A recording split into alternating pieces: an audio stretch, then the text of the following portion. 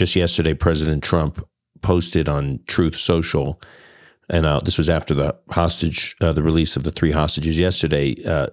President Trump wrote, and I'm quoting here, "Hamas has just released 3 hostages from Gaza, including an American citizen. They seem to be in good shape. This differs from their statement last week that they would not release any hostages. Israel will now have to decide what they will do about the 12 o'clock today," meaning yesterday, "deadline imposed on the release of all hostages. The United States will back the decision they make." So basically, in a sense, Trump seems to be pressuring Israel here from the right. On the one hand, you have Witkoff saying we're going to move to second phase negotiations, and then Trump in his voice is saying, we think all the hostages should be released now. Obviously, Israel can do what it wants to do. It can negotiate, or it can decide to resume war fighting. We, the U.S., or at least President Trump, will back whatever Israel wants to do. To me, it seems, it's an enigma for Jerusalem, trying to understand what Washington is actually saying.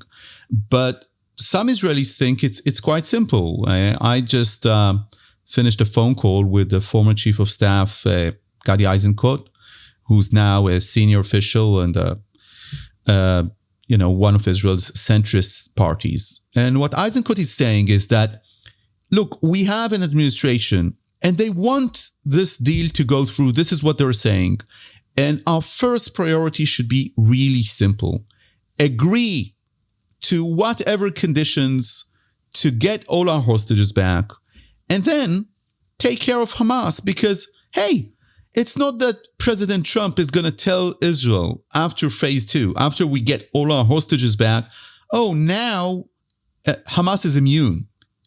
He basically is saying, Eisenkot is saying, Hamas is going to try and destroy us.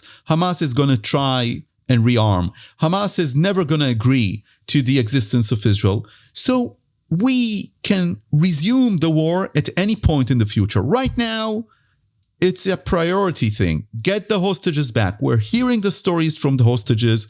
Look, we're hearing more stories. Sagi Dekelchen returned back home this week to his wife and his kids. One of them is a daughter that was born when he was in captivity. He never saw her. But not only didn't he see his wife and his kids, he didn't know that they survived. So they held from him even that information. Eisenkot is saying the Israeli society, it's important not for the solidarity, but for the strength, the strategic strength of the Israeli society. Get them back home. Don't mess it up. Don't overthink this. And he's saying this as one of the generals in Israel who's considered to be, with a strategic mind. Get them back home. Believe me, believe President Trump. He's going to give you clearance if you need and want to fight off Hamas and to destroy Hamas in the day after. Then, Dan, if I continue the conversation, the question is Hamas that stupid? Will Hamas be willing to release all the hostages, knowing that actually it's not that Israel is bluffing? No side is bluffing. Hamas is saying we're going to destroy Israel. Israel is going to say is saying we're going to destroy Hamas.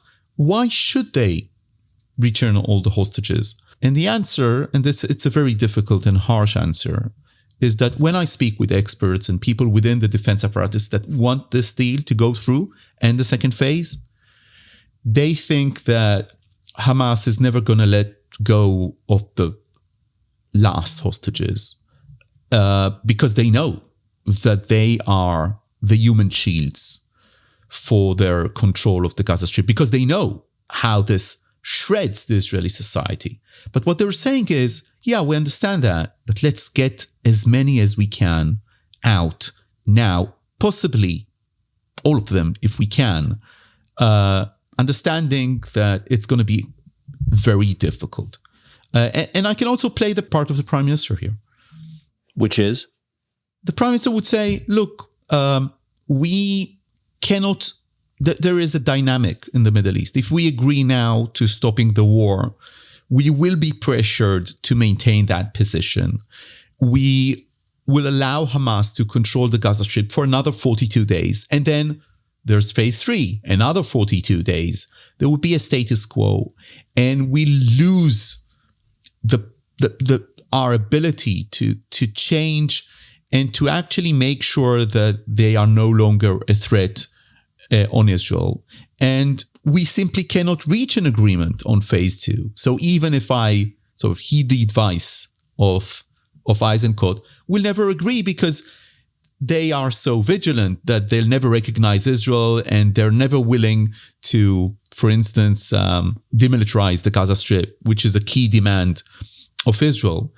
So we need to make sure that the area is changed. And he just said that. He said this to the Conference of Presidents of Major Jewish Organizations, which I guess is in Israel right now. And they met with the Prime Minister. He said, we have an opportunity here to change the face of the Middle East, and we shouldn't miss it.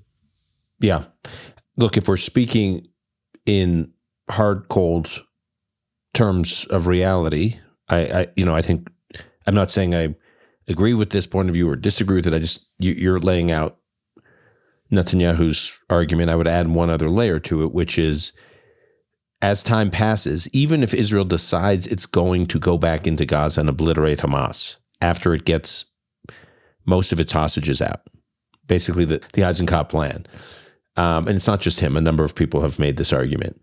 The longer Israel is out of Gaza, the harder that becomes to do militarily. Right, Israel has certain strategic and has made certain strategic and tactical gains that enable IDF operations against Hamas less challenging than if Israel's out of Gaza for a long period of time and Hamas has time to get reorganized. And is there a cost in terms of military lives, Israeli military lives, that is higher if Israel goes back into Gaza under the Eisenkot plan? After a lot of time passes, rather than going in now. So then you're getting into this discussion. Again, this is why these are such brutal choices, right? Is like, so you get the hostages out or you risk more Israeli lives when the fighting resumes.